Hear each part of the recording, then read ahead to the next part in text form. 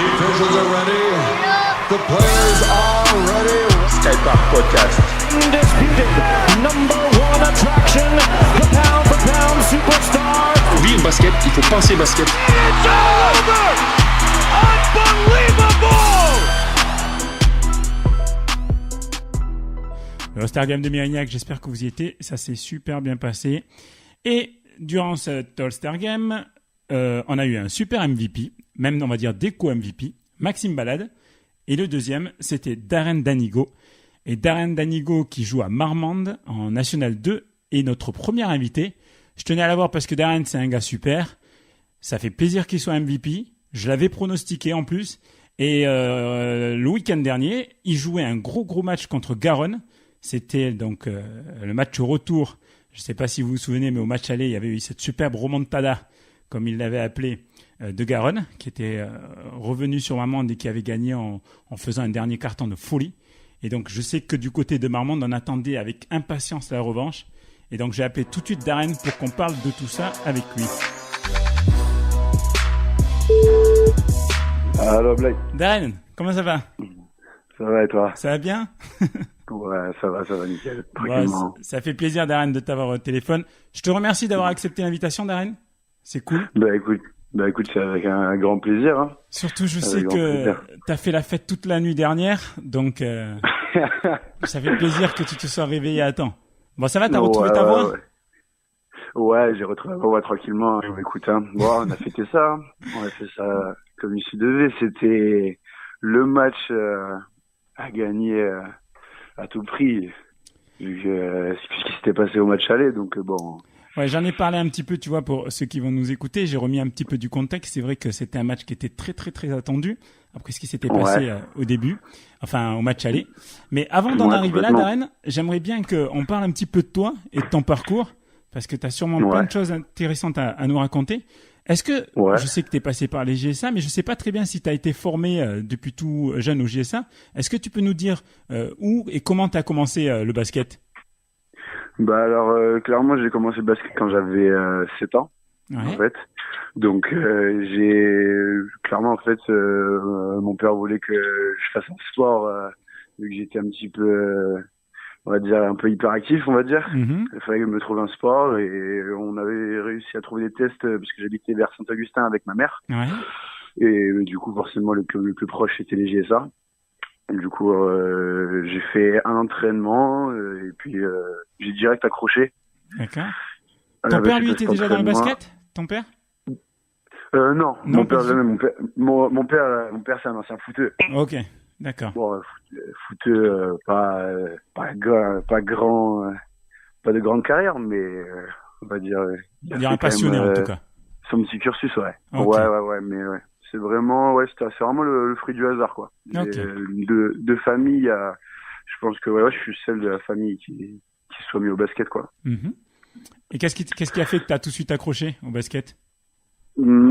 Franchement, au début, j'accrochais pas spécialement tant que ça, en fait, on va dire. En gros, on va dire que je faisais ça parce que j'aimais bien sûr, mais aussi parce qu'il fallait faire un sport. C'est, on va dire que mon amour pour le basket, il s'est déclenché, on va dire, au fur et à mesure du temps, en fait. D'accord. Je dirais ça, à force d'en faire, voir que si tu progresses là-dedans, tu commences à rencontrer un peu l'esprit de compétition, chose que tu connais pas trop encore quand t'es petit. Et au bout d'un moment, ça s'est déclenché comme ça. T'as vu que tu y arrivais, t'as vu que tu t'en sortais pas mal par rapport aux autres, et puis ça t'a donné envie de progresser en fait. On va dire qu'au début c'était plus compliqué que ça parce que j'avais beaucoup de mal au début.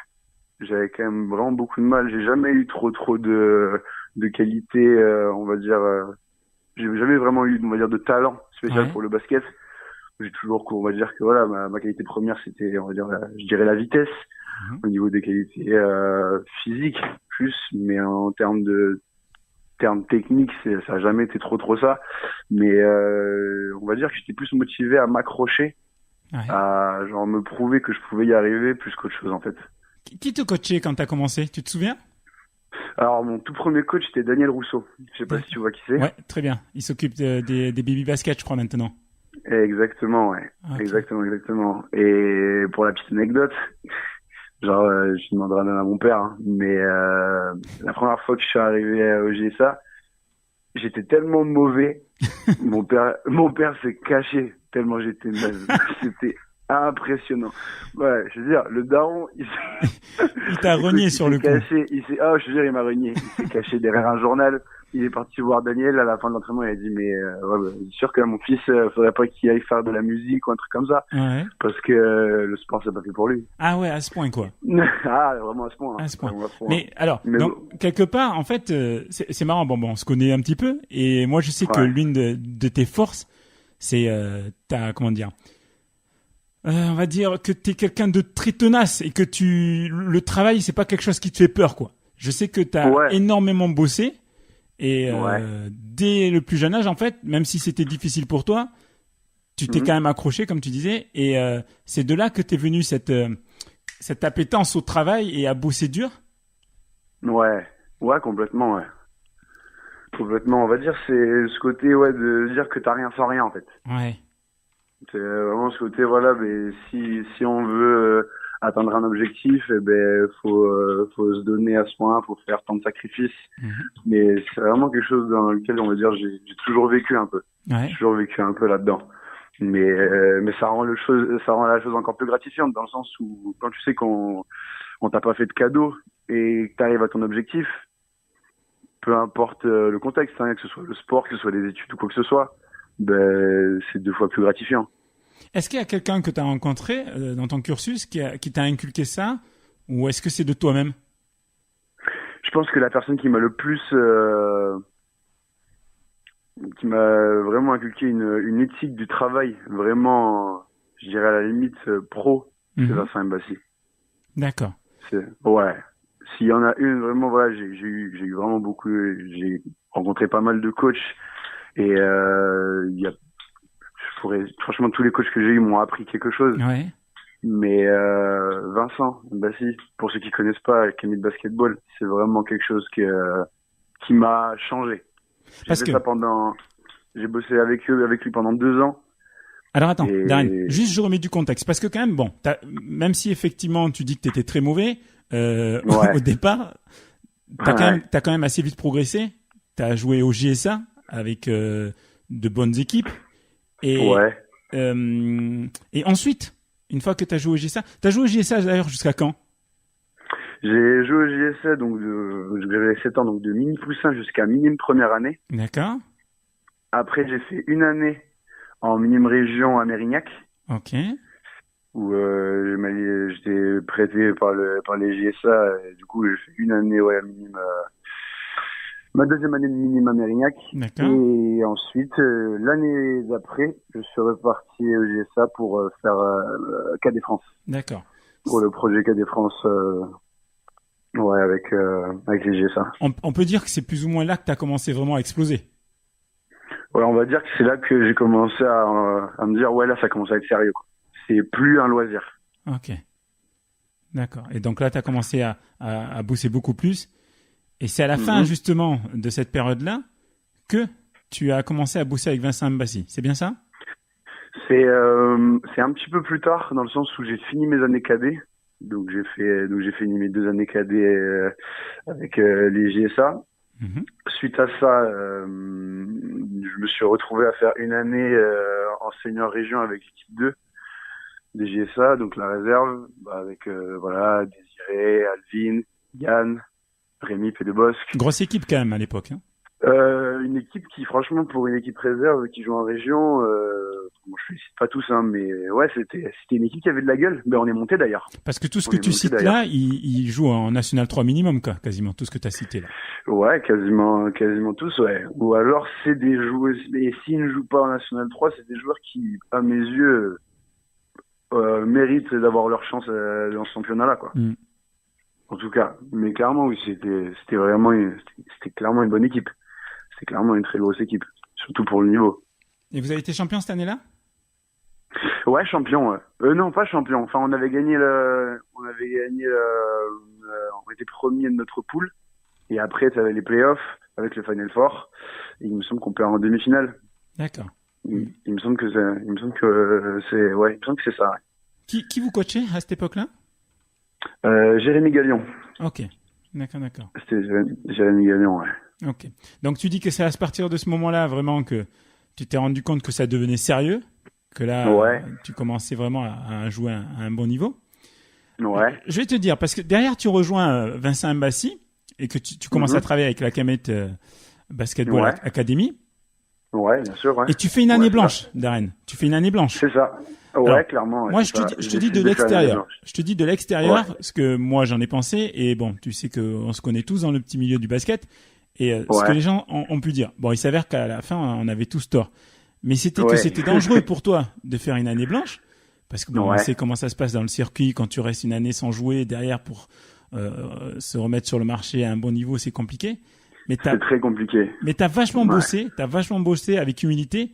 Et derrière, t'as réussi à rebondir quand même en National 2 à Marmande. Est-ce que tu peux nous expliquer, c'était quoi la recette de Vincent? Comment il a fait pour te donner cette éthique de travail? Et en quoi t'as progressé pendant cette période? Ben alors, je vais être hyper honnête avec toi dans le sens où déjà cette idée, elle est de Vincent. Mhm. C'est Vincent qui a eu cette idée de un peu m'écarter du milieu de la compétition en ce qui concerne le basket et me consacrer entièrement sur le travail individuel. Dans le sens où voilà, j'avais pas mal de lacunes et moi j'étais pas du tout chaud pour l'idée de d'arrêter le championnat pendant un an. J'avais peur de dire de disparaître des plaquettes même pendant un an. Mhm. Qu'est-ce que le regard des gens, qu'est-ce que ça va donner? Ouais. Et Vincent a fini par me persuader. On a bossé pendant un an où vraiment j'ai réellement rongé mon frein dans le sens où j'étais frustré quand même à l'idée de pas pouvoir jouer, de pas pouvoir me montrer aussi. Mais d'un autre côté, c'était hyper intéressant dans le sens où je générais une sorte de j'avais la dalle en fait. Ouais. J'attendais qu'une seule chose, c'est que l'année elle se termine pour que tout le travail qui avait été fait pendant un an porte ses fruits et que je montre que j'avais pas lâché l'affaire. Que tu Et montres c'est vrai que que j'ai eu pas mal d'échos sur ce qui s'était passé, sur ce que pensaient les gens. Mhm. Et c'est vrai que quand on écoutait l'avis des personnes qui étaient au courant pour ce qui se passait avec Vincent, les gens n'étaient pas spécialement d'accord, quoi. Ouais. Ils disaient est-ce qu'il est pas un peu en train de lâcher l'affaire? Est-ce que il n'est pas passé à autre chose? Est-ce que ça va vraiment lui apporter? Bon, au final, il s'est avéré que ça a marché, mais c'est vrai que c'était un pari risqué. Ouais. Un pari risqué, mais je serais jamais arrivé en National 2 à Marmande sans cette année-là. Ouais. Ça, j'en suis sûr. J'en suis sûr et certain. Non, c'est évident que t'en es sorti transformé. Physiquement, Ouais. dans la mentalité, t'es devenu un tueur. Et c'est clair que ouais. c'est clair qu'il t'a transformé. Tu peux, alors, J'étais, vas-y, je t'écoute. en fait, s'il y a un truc qui a vraiment changé à ce niveau-là, c'est clairement ce côté tueur, dans le sens où je pense que j'étais un joueur quand même très très gentil et proche du laxisme, Mhm. on va dire. J'étais Ouais. quand même assez laxiste dans le sens où je restais quand même énormément basé sur mes acquis, la vitesse, les sauts, le jeu rapide. Et au bout d'un moment, le basket, il n'y a pas que ça, quoi. Il n'y a pas que ça. C'est un sport c'est pour moi le sport qui demande le plus de qualité intellectuelle, la lecture du jeu, tout ça, le collectif. C'est des choses que je mettais un peu de côté et c'est primordial pour la progression de quelqu'un, quoi. Ouais. Pour la progression de chacun. Et sans ça, c'est sûr que j'aurais fini par le comprendre, mais j'aurais mis beaucoup plus de temps. Ouais. J'aurais mis beaucoup plus de temps. Tu sais, tu parlais effectivement du fait qu'il y avait des inquiétudes au sujet de cette période où tu es resté sans jouer, mais c'est souvent le fruit de quelque chose de méconnu. C'est-à-dire que le travail que tu peux faire à la Camet Basketball Academy, Vincent, c'est pas quelqu'un qui en dit beaucoup. Du coup, il y a un petit mystère autour de ce que vous faites. On sait que vous bossez, tu vois, on sait que ça bosse dur parce qu'on voit effectivement qu'il y a des jeunes qui sortent, j'ai l'impression, quasiment toutes les semaines, mais on sait pas trop exactement comment Vincent travaille. Est-ce que tu peux nous donner quelques pistes sur la façon dont il travaille, aussi bien psychologiquement que physiquement, et puis au niveau du basket? Est-ce que tu peux nous donner quelques pistes? c'est la salle de l'esprit et du temps, gars. Surtout l'esprit, en fait. Parce que j'ai l'impression que Bah, vraiment, ouais. c'est des tueurs qui construisent. C'est des tueurs. Ouais, clairement. En fait, il se concentre. Voilà, et en fait, il essaie de puiser le meilleur de chaque joueur. Et ce qui est impressionnant avec Vincent, pour ceux qui connaissent pas, pour moi à Bordeaux et même dans toute la région et peut-être même en France, c'est certainement l'un des plus grands amoureux du basket Hmm. que je connaisse. Et il a ce don de pouvoir transcender les gars qu'il a pu former.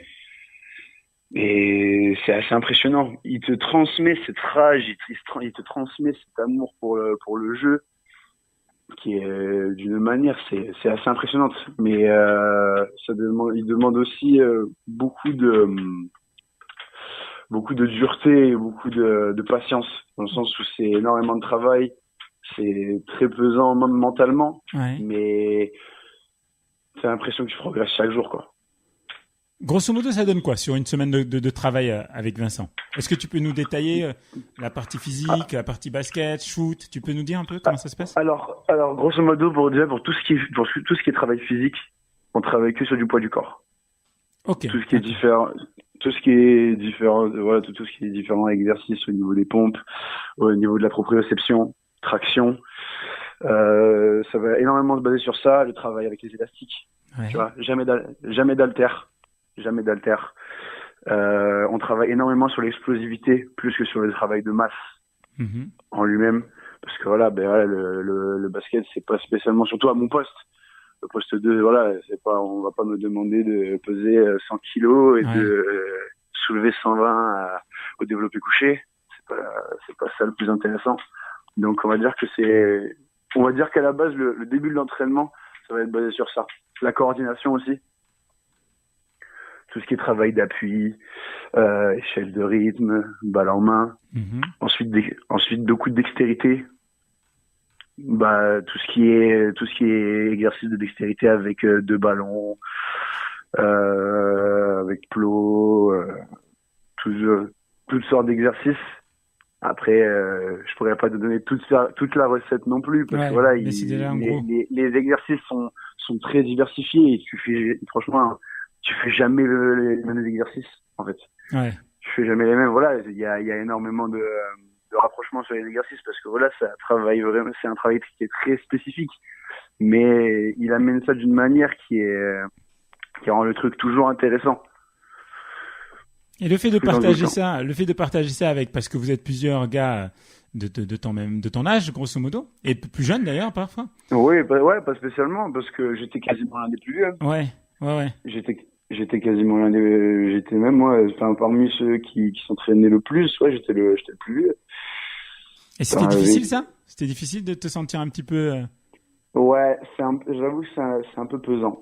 C'est un peu pesant dans le sens où en fait t'es entouré de petits qui déjà savent pas quitter, Ouais. clairement, et qui en plus eux sont comme ils commencent à s'entraîner déjà avec Vincent bien plus tôt que toi, Mhm. ils sont, on va dire, prédestinés à avoir plus ou moins un meilleur avenir, en fait. Ouais.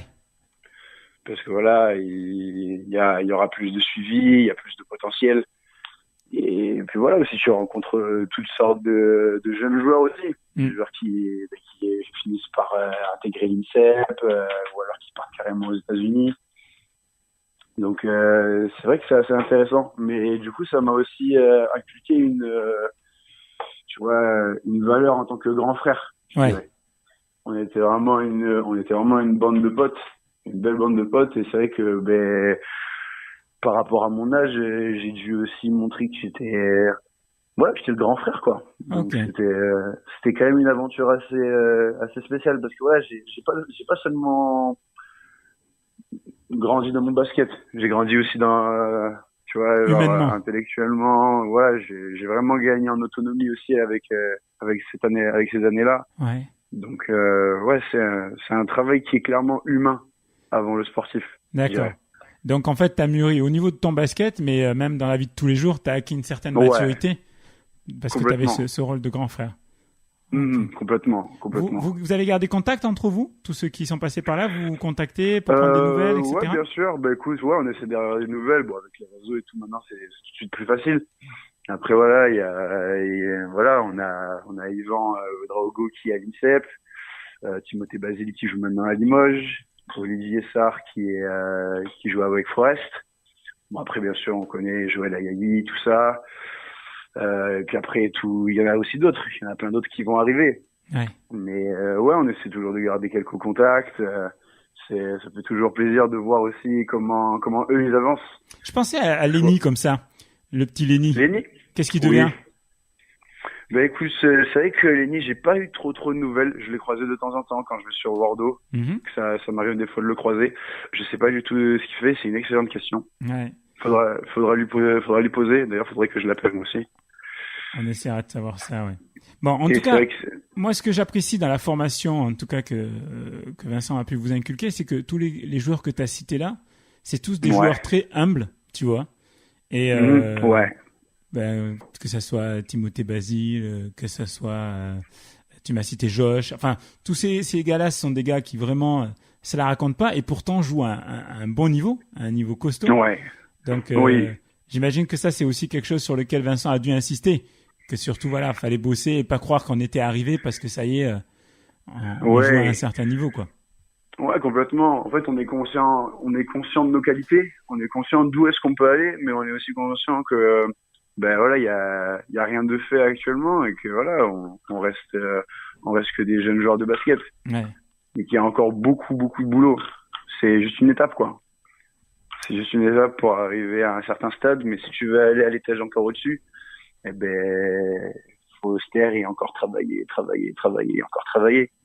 En tout cas, à l'été 2015, donc tout ce travail que tu as fait porte ses fruits, puisque tu intègres directement quand même une équipe de National 2. Donc, ce qui n'est pas mal, parce que la N2, ça joue quand même, hein. Ça devient, c'est professionnel, hein, quasiment. Ouais, on va dire que dans un effectif de National 2, on va dire que, en moyenne, 70% de l'équipe sont des joueurs professionnels, quoi. Et vous vous entraînez combien de fois par semaine, d'ailleurs? Écoute, nous, on s'entraîne 5 fois par semaine. Donc, ça veut dire qu'on a 3 entraînements collectifs la semaine. Ouais. Le lundi, le mardi, le jeudi. Et le mercredi matin et le vendredi matin, c'est shooting. D'accord. Donc, on a la salle à disposition. On a la machine à shooter. On s'envoie quelques spots pendant 1h30 à peu près. Et voilà, ça shoot. Donc c'est pas rien pour quelqu'un qui passe de région avec l'équipe des GSA, qui fait une année off. Donc tu arrives en N2. Comment se passent les premiers contacts avec Marmande et pourquoi Marmande? Alors pourquoi Marmande? C'est juste une question de contact, dans le sens où Vincent avait quelques contacts avec le club du BBM. C'est aussi un club qui est, on va dire quand même à proximité de la région bordelaise, tu vois. C'est c'est avec l'autoroute, t'en as pour 45 minutes à tout casser pour aller à Marmande. Et c'est une question de contact. C'est vraiment une question de contact. C'est des coups de téléphone. Ouais. J'ai eu quelques contacts. En fait, si tu veux, j'ai eu le choix entre 3 clubs. J'avais le BBM, Gardon et Pau Orthez pour la Nationale 2. D'accord. Et finalement, Gardon, les essais se sont bien passés, mais au final, on va dire qu'en termes de propositions et de mon avenir, il y avait rien de très intéressant. Ouais. J'estime. Voilà. Après, voilà, c'est par rapport à l'effectif, ce qui se passait, c'était pas la proposition la plus intéressante. Pau, c'était assez intéressant, mais c'était loin. Ça faisait vachement loin de chez moi. Et puis, on va dire qu'au niveau de tout ce qui était proposition, au niveau de la rémunération, c'était quand même très compliqué. Et Marmande, ça a été la meilleure proposition, dans le sens où il me proposait un travail, les entraînements tous les jours. Tu bosses en tant qu'éducateur sportif, c'est ça? Ouais, c'est ça, ouais. Ok. C'est ça, ouais. Et en plus de ça, voilà, j'ai proposé vraiment quelque chose sur du long terme, dans le sens où, voilà, c'est nous, si on te recrute, c'est pas pour que tu sois directement la référence du basket national 2, mais c'est vraiment que sur du long terme, voilà, tu commences à prendre tes marques Et après, voilà, réussir à ce niveau-là, quoi. Donc, Est-ce c'est que- vraiment un travail de formation. Est-ce que je me trompe si je dis que Marmande, bien que effectivement ça soit c'est N2, c'est pas rien, comme je disais, c'est du niveau. Est-ce que Marmande, c'est pas un club qui essaie quand même malgré tout de garder un esprit de famille tout en essayant d'être très compétitif? Est-ce que je me trompe si je dis ça? Non, t'as totalement raison. T'as totalement raison, c'est exactement ça. C'est vrai c'est un club qui a quand même une certaine ambition, mais on garde quand même, voilà, il y a quand même il y a un côté très très familial. Je le ressens même par rapport au contact. On a un contact qui est vraiment très très proche avec les bénévoles, les dirigeants aussi. Et, ils sont vraiment à l'écoute quand on gagne un match. C'est vraiment tout le club qui le gagne et tout le monde est heureux. Et quand on perd, bon, ben, c'est l'hécatombe. C'est dur pour tout le monde. C'est dur, c'est super dur pour tout le monde. Mais c'est vrai que c'est impressionnant. T'as un réel engouement à ce niveau-là et c'est impressionnant. C'est impressionnant. D'autant plus quand il y avait le derby ce samedi et que tu ressens toute la pression du match, quoi. Bon, passons d'ailleurs à ce derby. Donc on remet du contexte. Au match aller, vous menez, je sais plus de combien de points, mais en tout cas vous êtes confortable. Et puis tout s'effondre, ouais. tout s'effondre. Mhm. Vous ratez tout, vous perdez ballon sur ballon et puis derrière vous prenez 3 points sur 3 points. Ouais. Et je crois que dans le dernier quart-temps vous prenez 42 points ou quelque chose comme ça. Et, Ouais, c'est un truc comme ça. Ouais. et vous perdez le Ouais. match. Donc on a vu dans tous les Mhm. articles de presse, ils avaient appelé ça la remontada. On a eu droit à tout, big basket, chouchou, Ouais. tout, le net. Et C'était. c'est vrai qu'on a beaucoup entendu les gens de Garonne qui fêtaient ça, mais on a peu vu de choses sur vous à l'intérieur de votre équipe, comment vous l'aviez vécu cet Mhm. événement. Est-ce que toi tu peux nous dire comment vous étiez? Est-ce que tout le monde était vraiment effondré ou est-ce que aussitôt le match terminé, déjà vous commencez à vous remotiver pour réenchaîner sur la suite? Honnêtement, tous, un par un, on était détruits, je pense. D'accord. On était, ouais. Parce que c'était le derby, Ouais. c'est le gros derby. Déjà, ouais. Déjà de un.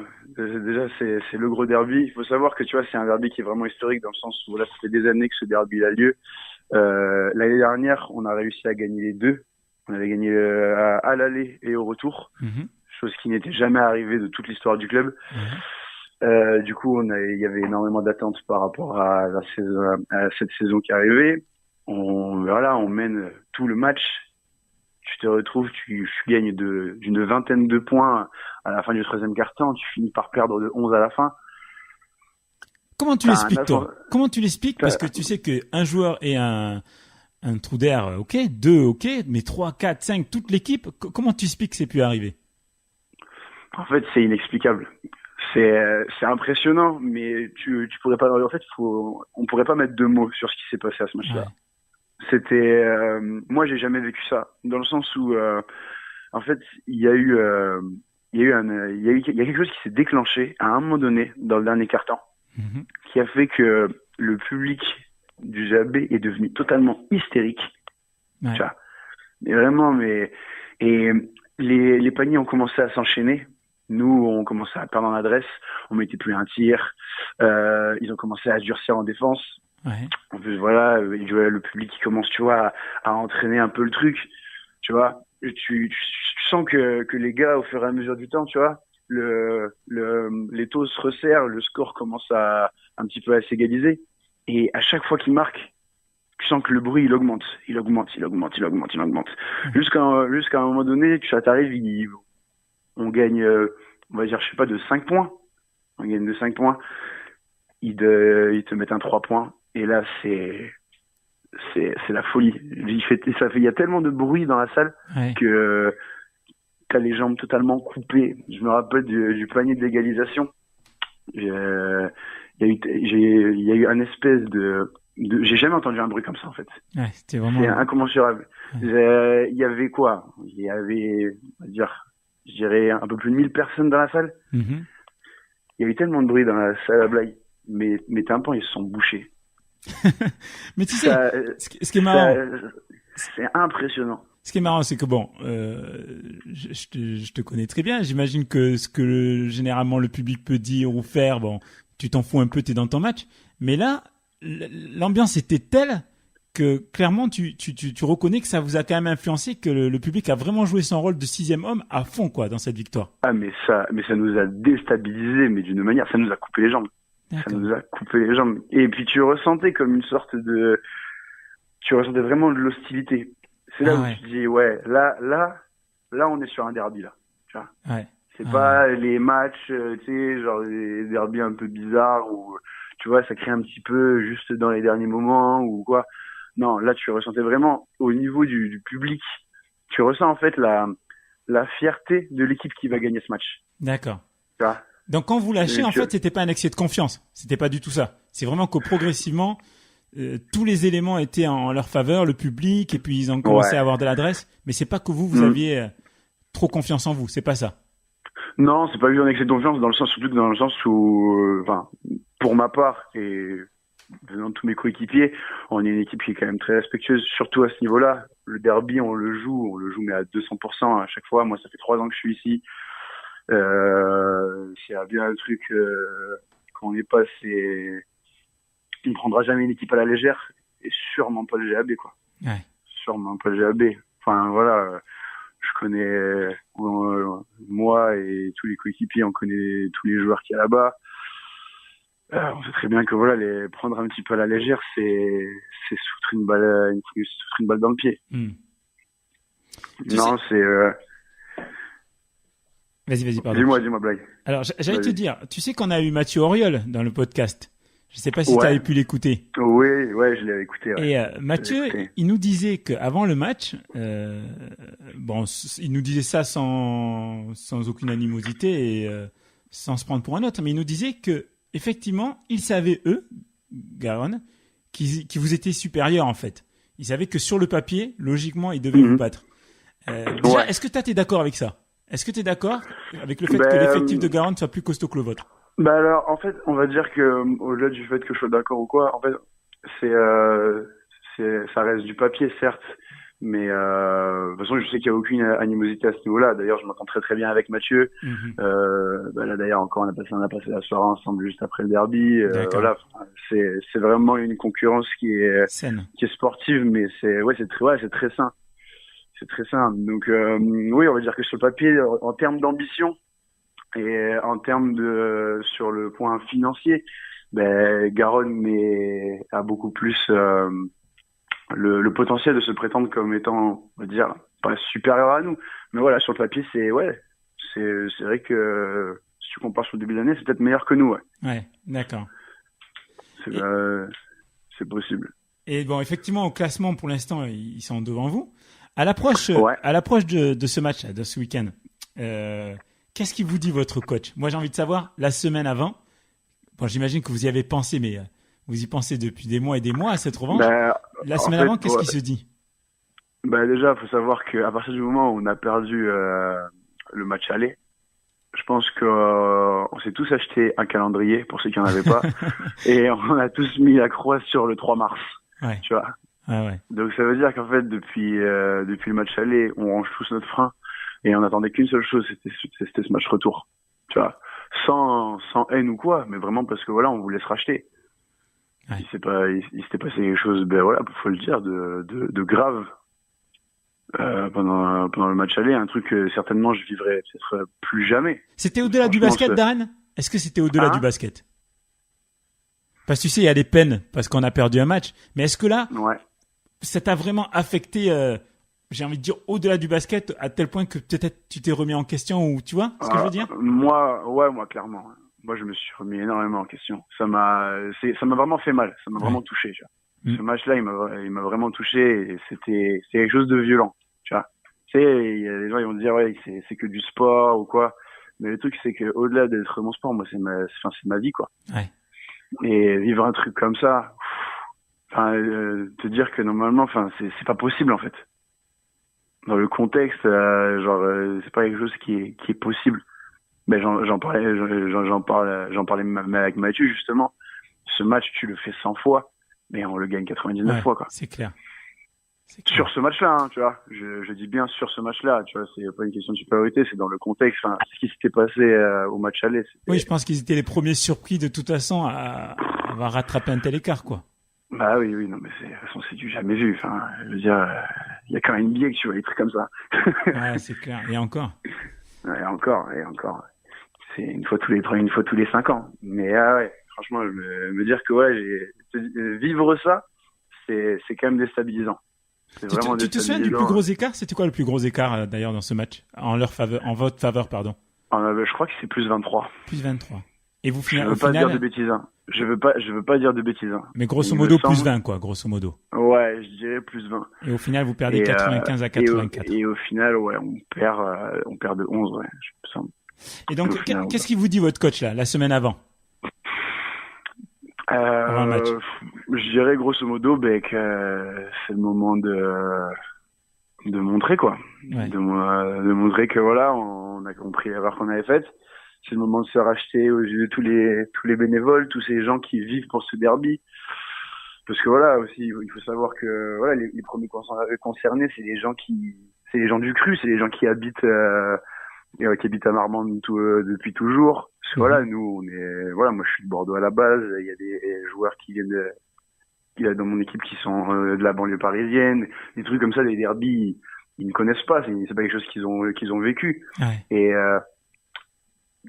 c'est tellement puissant, ils arrivent à te transmettre ça alors que tu n'es pas du tout concerné à la base par ce derby, mais à part le fait que tu joues dans ce club, que t'as envie de leur faire plaisir. T'as envie de leur dire cette victoire en fait c'est pour vous en fait qu'on le fait. Ouais. Et le coach il insiste là-dessus ou c'est vous-même vous êtes déjà inculqué ça dans la tête? Nous, je pense qu'on s'est au-delà du discours de Fred, on était très bien préparés dans le sens où voilà dès le lundi on n'a pas spécialement fait une semaine ultra différente de ce qu'on propose d'habitude. Sauf qu'on hormis le seuil de concentration qu'on mettait, tu sentais l'application dans chacun. Tu sentais que chacun voulait donner le meilleur de soi en fait. Ouais. Est-ce que le président est venu vous parler la semaine d'avant? Oui, bien sûr, ouais. D'ailleurs, vous avez changé de président en cours de saison. Alors si tu veux, en fait, on n'a plus vraiment de président en tête, vraiment. On a des dirigeants qui sont toujours là pour nous. D'accord. Mais on va dire que pour l'instant, le poste de président est toujours vacant. D'accord. Mais en tout cas, les dirigeants sont venus vous voir pour vous en... Les dirigeants sont venus, on a eu droit à un petit repas le jeudi, on a eu droit au petit discours. D'accord.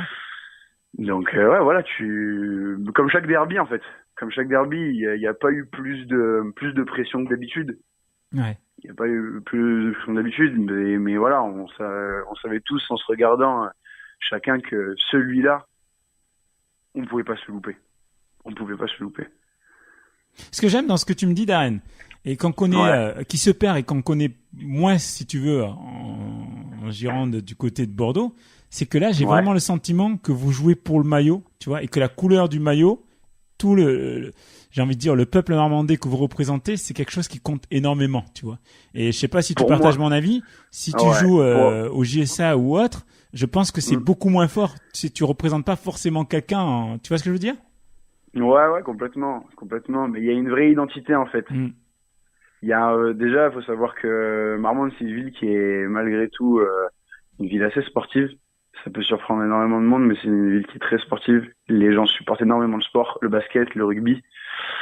Et c'est vrai que les gens te portent tellement d'attention, il y a tellement d'engouement envers ce club et les couleurs, tu vois, du club, que tu te sens automatiquement obligé de donner clairement en fait la vie et la mort en gros. Ce match-là, c'était la vie et la mort. Je te dis, si tu perds ce match-là, au-delà de le perdre, je pourrais pas regarder les bénévoles qui sont toujours à nos côtés en face. Je serais obligé de m'excuser quoi. Ouais, je vois ce que tu veux dire. Alors que c'est que du basket. C'est du basket pur et simple, mais voilà, il y a ce besoin de se racheter en fait. Ouais, je vois. En tout cas, vous entamez bien le match puisque vous menez dès le premier quart-temps 22-11.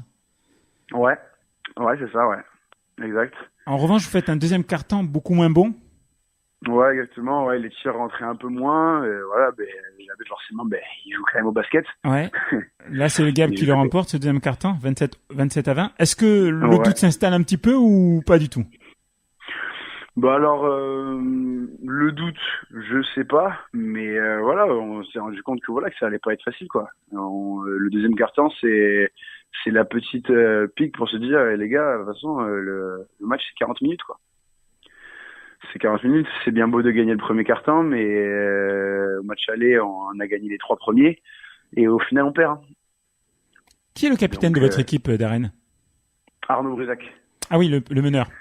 Est-ce que Arnaud, au-delà du discours de coach, est-ce qu'il prend la parole pour faire un petit discours aussi? Est-ce que entre joueurs, il y a quelque chose qui se dit, notamment à la mi-temps? Il y a des discours. Après, je sais que pour ma part, Arnaud, voilà, c'est vraiment quelqu'un qui est, c'est vraiment celui qui vient, c'est l'enfant du pays, quoi. Ouais. C'est vraiment, voilà, il a fait toute sa vie à Marmande, il est parti, puis revenu. C'est vraiment c'est la personne pour qui on va dire, c'est le joueur pour qui le derby ça a le plus d'importance. Je dirais. Ouais. Et je dirais qu'il avait même pas besoin de parler, dans le sens où rien que quand tu vois la manière dont il a démarré le match, la manière dont il s'est préparé pour ce match, tu vois, ouais. tu sais exactement ce qu'il faut faire. Tu sais exactement ce qu'il faut faire. Après voilà, il y a énormément de dialogue, mais on parle tous. Et c'est ça qui est assez intéressant, parce que c'est vrai qu'on a un capitaine, Arnaud, qui fait très bien son boulot, mais tout le monde a la liberté de dire ce qu'il a à dire en fait. Et tant que ça peut apporter quelque chose de positif au groupe, tout le monde va s'exécuter. Moi, le premier, tu vois, moi j'ai 21 ans. Si j'ai quelque chose à dire, je le dis, il y a pas de souci. Et c'est vrai que c'est quelque chose de très sain dans un groupe, je trouve. Ouais, donc ça me fait penser un petit peu à la méthode qui est utilisée au handball dans l'équipe de France. C'est que en gros, la parole de tout le monde est importante, quoi. Et... Exactement. Tant que ça reste sain pour le groupe, voilà, la parole, elle peut venir de n'importe qui.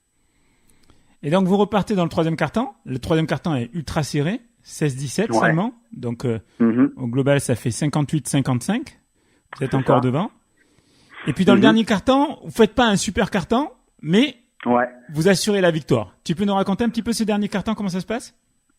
Alors là, il y a eu, je t'avoue qu'il y a un moment où ils égalisent, vers la moitié du dernier quart-temps. Il y a le moment de l'égalisation. T'as Eddie Steiner qui commence à un petit peu chauffer le public garonnais. Aussi, forcément, il se réveille. Nous, je pense qu'on s'est quand même remémoré pendant, allez, je dirais, au moins 30 secondes, le flashback du match aller. Ouais. Le public de Garonne était venu en nombre, d'ailleurs, Darren? Ouais, bien sûr, ouais. Bon, il y avait du peuple, hein. Il y avait du peuple. Bon, il y avait bien sûr, il y avait beaucoup plus de monde côté BBM, mais ça, il se faisait entendre, quoi. Il se faisait entendre. On sentait qu'ils étaient présents, surtout à la fin, quoi. D'accord. Est-ce qu'il y a un joueur en particulier, tu me parles de Steiner, donc je pense à ça. Est-ce qu'il y a un joueur en particulier du côté de Garonne qui vous faisait peur? Bah alors, on va dire qu'on... Peur, ou en tout cas qui a attiré votre attention plus particulièrement, tu vois ce que je veux dire? Oui, après, clairement, voilà, les deux plus gros joueurs, enfin, on considère comme étant les plus dangereux, c'est bien sûr Eddie Steiner et Flo Darigan, quoi. On sait que voilà, c'est les deux leaders, c'est les deux meneurs du groupe, et on sait que voilà, si déjà les deux on arrive à diminuer un minimum leur performance, ça affecte leur équipe, quoi. Ça affecte leur équipe, donc forcément ce sont des joueurs qui sont ciblés.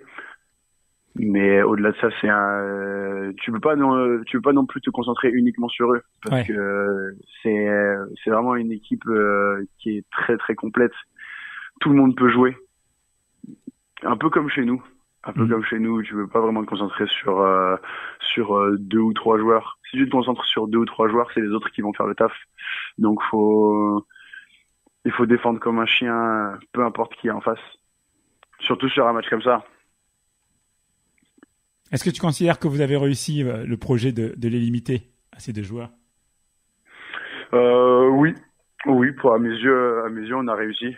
On a réussi à très bien rester à la défense. Déjà, il me semble que Flo, au niveau du scoring, on l'a quand même bien limité. Je connais pas trop ses stats, mais en tout cas, ça a apporté ses fruits. Après, Eddie fait un très gros dernier quart-temps. Mais sur tout le match, on arrive quand même je pense qu'on l'a quand même bien dérangé. Donc ouais, clairement le job a été fait. À la fin du match, Euh, vas-y, pardon. Vas-y, Darren. Non, c'est bon, j'ai fini. C'est bon Ouais. À la fin du match, j'ai vu quelques images, parce que j'ai pas pu venir malheureusement, mais j'ai vu que le public était en folie, que vous avez même fait un clapping et tout au milieu du terrain. Ouais, C'est quelque chose que vous faites fréquemment, ça, ou c'était vraiment exceptionnel parce que c'était le derby? Ça c'est la spéciale derby, ça. D'accord. C'est vraiment la spéciale derby. Il me semble que, écoute, je crois qu'on le fait à chaque fois qu'on gagne le derby. On le fait, c'est vraiment que dans ce genre de moment qu'on se permet de se faire ça. C'est un moment de partage avec les supporters, on va dire. Ouais. C'était un bon moment. J'ai vu les images, c'était beau à voir en tout cas. Ouais, c'est assez énorme. Et est-ce que vous avez eu double prime? Eh ben écoute, c'est encore en négociation. On va voir ça à l'entraînement. Bon déjà on n'a pas entraînement demain. Ouais. On a réussi à c'est cool. négocier ça. Il vous a ménagé, c'est bien. On a eu droit au petit message du coach en disant voilà, félicitations pour le match de ce week-end, pour vous remercier, pas d'entraînement lundi, donc c'est cool. Ouais. Mais voilà, écoute, c'est encore en négociation avec les dirigeants, on va voir ce qu'il va proposer, mais ça serait sympa. D'ailleurs, Darren, sympa, ça quels étaient les objectifs du club en début de saison? Je t'ai pas demandé. On va dire que c'était le maintien. D'accord. Figurer C'était dans le haut de maintien. tableau si Maintien possible, mais plus. surtout le maintien. Maintien plus. On va dire que voilà, dans le meilleur des mondes, ça aurait été le top 5. Ouais. Tu vois. Après voilà, faut savoir qu'on était quand même dans une poule qui est quand même vachement serrée au niveau du haut de tableau, entre Toulouse, La Rochelle, Cognac, Les GSA aussi. Qui sont quand même... les JSA aussi bien sûr. Donc c'est vrai que c'était quand même assez serré à ce niveau-là. Donc le top 5 c'était un pari qui était quand même assez ambitieux. Donc voilà, qu'on continue à essayer on continue d'essayer d'accomplir, mais ouais, on va dire qu'à la base c'était le maintien plus, ouais. Tu peux me dire, j'en profite, on est peut-être un tout petit peu hors sujet, mais bon, tu sais que nous ici on est censé on supporte plus ou moins les GSA. Est-ce que tu peux me dire un mot sur les GSA et comment tu perçois cette équipe? Parce que tu sais, ils ont pas mal de difficultés actuellement. Oui, en termes d'effectifs, le départ de leur meneur star, etc. Quel est ton point de vue toi sur cette équipe? Bah alors tu vois, c'est très compliqué pour moi d'avoir un avis sur les JSA, dans le sens où déjà tu vois, par rapport à ce que j'ai vécu avant, j'ai fait toutes mes années là-bas et j'aurais du mal à donner un avis parce que je sais plus vraiment, j'entends juste des échos et j'aime pas trop me fier à ce que tu entends dire. À ce que j'entends dire, je préfère le voir. Mais après voilà, je sais que voilà, ils avaient quand même pas mal d'ambition sur le début de saison. Ils avaient un projet qui était quand même assez intéressant. Mais en plus le fait d'avoir fait fait revenir Samy Driss dans le 33, ça a été un pari réussi. Donc c'est vrai que c'est quelque chose d'intéressant, mais au final ouais, il y a eu quelques soucis. J'espère que malgré tout je pense clairement que la montée sera peut-être un peu dure pour cette année quand même. Là, ils ont quand même pris un léger retard, mais j'espère qu'ils réussiront à se ressaisir pour la saison prochaine peut-être. Là d'ailleurs, vous allez vous rencontrer dans 2 semaines. Ouais. Si on parle purement basket, au match aller, vous les avez battus d'1 point à la maison. Enfin, c'était au GSA, pardon. On a gagné. Ouais, vous avez gagné d'1 point au GSA. Ouais. Et comment tu vois le match retour? Ah ben moi je veux le gagner. Tu m'étonnes. Ah ben celui-là c'est mon numéro 2 après le derby. C'est un petit derby pour toi, c'est un petit derby perso. Ah pour moi c'est clairement un derby, c'est un derby personnel. Mais pas que pour toi d'ailleurs, parce que je pense que même si effectivement des joueurs comme Antonio Columba ou Romain Jean-Jacques qui ont joué pas mal en Gironde. Même Vincent Cousigo aussi, tu vois, c'est des gens, je pense, pour eux, les GSA, quand même, c'est un match particulier aussi, je pense. C'est un match quand même assez particulier, mais c'est vrai que voilà, on essaye de faire un peu la part des choses. Voilà, on va dire que, en fait, c'est beaucoup plus particulier de le jouer là-bas, je Ouais. pense, D'accord. pour eux. Pour eux, de le jouer là-bas, c'est vraiment quelque chose d'assez particulier. Même pour moi, dans le sens où, ben voilà, enfin, je veux dire, au JSA, je connais tout le monde. Depuis des années, c'est vrai que ça rend un peu mélancolique, je dirais. Ouais. Tu vois, c'est te retrouver, surtout que voilà, ben, quand j'étais plus petit, j'allais voir les matchs de la N1, j'allais voir la Pro B jouer, Mhm. et tu sais, tu te disais, putain, qu'est-ce que je kifferais, porter le maillot de la une et puis voilà, faire lever la foule Ouais. un petit peu. Ouais, Et au ouais. final, tu te rends compte que non, tu joueras pas avec eux, mais tu vas jouer contre eux. Donc c'est vrai que c'est une sensation assez bizarre, Mm. mais c'est tout aussi kiffant, quoi. Bon, j'ai hésité à dire ce que j'en pense, hein, mais je vais te le dire tout de suite. Moi, je l'ai déjà exprimé plusieurs fois dans le podcast. J'adorerais qu'un jour les GSA changent un petit peu leur mode de recrutement et fassent confiance à des jeunes comme toi, quoi. Parce qu'on aurait adoré avoir Darren, des gars comme Vincent Cousigou qui est passé pas loin de chez nous. Mais bon, c'est vrai que Vincent, Ouais, c'est bien un tout sûr. petit peu différent. Mais des gars comme toi, Désiré, Babacar, Pierrick, tu vois, j'aurais adoré Ouais. qu'on vous regroupe tous et que vous nous fassiez. Je suis sûr que vous auriez rempli le Palais des Sports bien mieux que Mais c'est le cas aujourd'hui. moi voilà, ça n'est que mon avis, mais à mes yeux, ça aurait tellement marché. Ouais, je pense aussi. Ça aurait tellement marché. Le truc, c'est qu'il y a énormément de gens qui ne se rendent pas compte à quel point il y a un réel potentiel au niveau du basket girondin. Mm. Mais le problème avec le basket girondin, c'est que si tu veux vraiment évoluer et montrer tout au potentiel, il faut partir, quoi. Ouais, C'est malheureusement. dommage, c'est dommage parce que tu te retrouves obligé de partir alors que on est dans une belle ville comme Bordeaux où franchement il y a le potentiel pour tout faire dans cette ville. C'est clair. Une belle et grande ville, parce qu'entre Bordeaux et Marmande, quand même. Mais oui, complètement, tu vois, et c'est vrai que c'est quand même assez dommage parce qu'on est obligé de partir à des dizaines de kilomètres, voire des milliers, tu vois, même c'est quelqu'un qu'on oublie, c'est un gars comme Ahmed. Ouais, aussi, Bien, tu vois. c'est clair. Tu vois, c'est des joueurs qui Ahmed qui est en et Pro B aujourd'hui, c'est vrai que... Ahmed qui joue maintenant en Pro B. Et puis lui, tu vois, vu qu'on parlait d'éthique de travail, un mec comme Ahmed, pour moi c'est la référence, tu vois, Ouais. en termes de travail. Enfin, surtout qu'en plus lui, il a joué à Marmande aussi, Mhm. tu vois. Moi, le premier jour où je suis arrivé à Marmande, il m'a dit toi l'objectif c'est faut que tu sois le nouveau Ahmed. Ouais. Donc Faut que tu bosses, quoi. c'est marrant, tu vois. Mais ça en fait. Tu te dis, ouais, il y a du boulot quand même. Ouais. Il y a du boulot parce que là, on est sur un bosseur, quoi. On est vraiment sur un bosseur. Non, mais c'est clair. En tout cas, bon, je vais pas rester trop longtemps sur ce sujet parce que moi, je t'assure que je pourrais en parler des heures tellement je suis déçu que ça ne soit pas fait, tout ça. Ouais. Mais bon. Je vais pas te garder encore longtemps. J'ai encore 2-3 questions, Darren. Je voudrais te faire réagir sur un truc. Si je te dis Swaggy E. je dis le bro. Je dis le bro. Le bro Eli Okobo. Mais oui, bien sûr. Parle-moi un petit peu de lui. Je sais que vous êtes très très proches et j'imagine que sa réussite, ça te fait énormément plaisir. Est-ce que tu te sens fier de ce qu'il est en train de faire? C'est au-delà de la fierté, en fait. C'est au-delà de la fierté parce qu'en fait, il montre que tout est possible. Tu vois? Ouais. Tu vois, c'est vraiment le mec qui est arrivé, était sur quasi aucune plaquette en termes sur des centres de formation. Et il est arrivé, on était au JSA. Et puis, du jour au lendemain, à force de travailler, il s'est retrouvé à laver la catégorie cadet France 2e division. Puis vu qu'il a lavé ça, il est parti en cadet à Pau, il les a lavés. Après, il est parti en espoir, il les a lavés. Et maintenant, il est en Pro A, et il les lave. Donc, c'est du travail. C'est le travail, c'est de la fierté, et c'est une source de motivation qui est énorme. C'est clair. T'as quel âge aujourd'hui, Darren? 21 ans, ouais. Est-ce que tu te fixes des limites?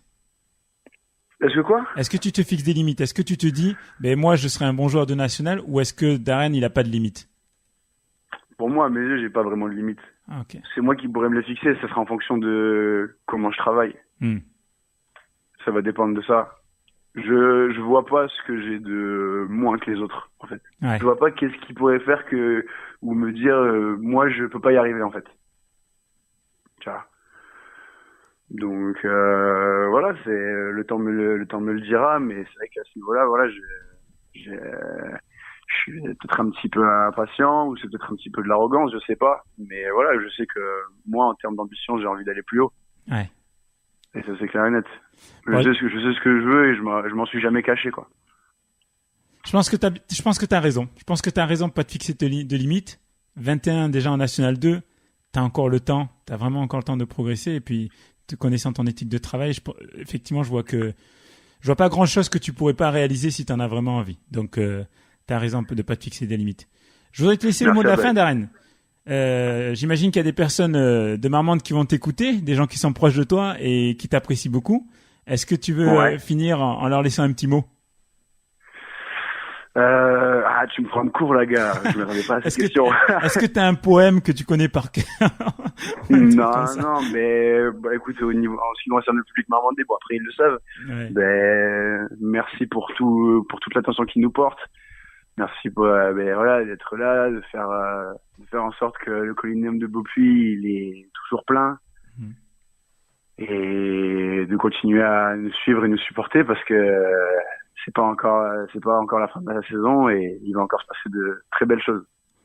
Ok, en tout cas Darren, on vous souhaite le meilleur pour la fin. Là vous êtes en milieu de tableau, je pense que vous pouvez encore accrocher le haut de tableau, peut-être même les 5 premières places. Je pense que si on fait pas trop de la merde sur la fin, il y a moyen qu'on arrive à grappiller quelques places au classement, ouais. Ok, en tout cas c'est ce qu'on vous souhaite et puis personnellement je te souhaite de continuer à progresser et puis un jour qui sait, on sera aussi... Alors on est déjà fiers de toi, hein, mais peut-être qu'on sera aussi fiers de toi que l'on est aujourd'hui d'Elio Kobo, c'est tout ce que je te souhaite. Ok ? C'est gentil, merci beaucoup en tout cas. Merci à Blaye. À bientôt Darren. Merci pour ce que tu fais. Merci à toi. Bonne soirée. Allez. Ciao. Merci, ciao. Et voilà, c'était Darren Danigo. Donc Darren, c'est un joueur que j'aime bien. Je pense que vous l'avez ressenti et entendu. Parce que c'est un bon gars. Et j'ai oublié de le faire réagir sur son titre de MVP. Parce que chaque année, Darren vient participer au All-Star Games Girondin qui est organisé à Mérignac. Et chaque année, c'est probablement le joueur le plus spectaculaire. Donc je pense que c'est un événement qu'il apprécie. Et j'ai oublié de lui poser la question. Mais bon.